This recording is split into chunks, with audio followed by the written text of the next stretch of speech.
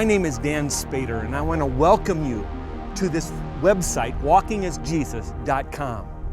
These free resources have been put together to assist you as a facilitator or your group as you work through the Walking as Jesus Walked Bible study curriculum by Moody Press.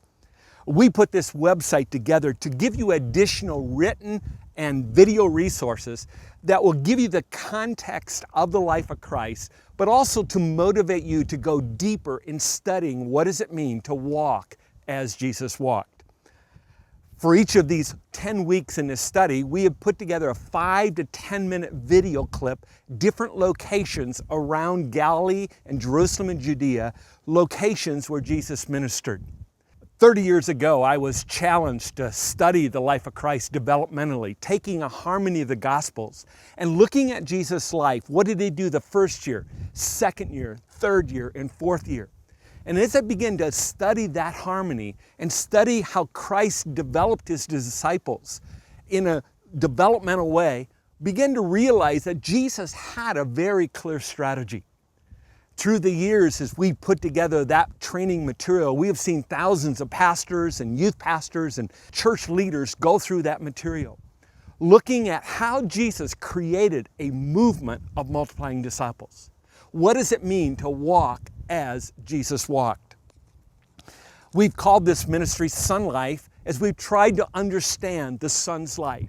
And additional resources could also be found at sonlife.com.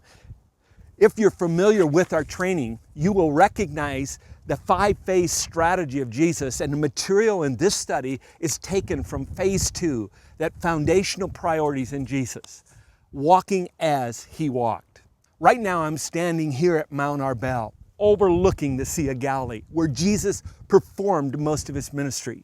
This is one of my favorite places in the Galilee, because at first impression you can look at it and you see that this sea here, which is called a sea, really more like a lake, and by world standards is not that large, 7 miles by 12 miles.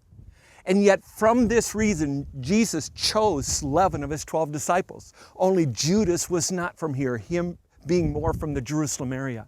And from this region, Jesus literally turned the world upside down, investing his life into his disciples, doing most of his miracles right from here.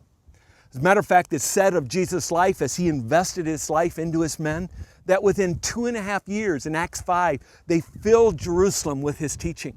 Within 4.5 years, you're at Acts 9, and it says they were literally multiplying churches. And by the time you get to Acts 17, it says 18 years later, you're saying they've turned the world upside down. And Colossians 1 tells us within 28 years that all over this world, the gospel is bearing fruit. Why? Because from this location, Jesus poured his life into people and showed them how they could make a difference. That's what this study is about, walking as Jesus walked. We're going to look at how did Jesus do what he did? What did Jesus teach his disciples? What did he invest in them? What did they see in his life that they could reproduce in others' lives?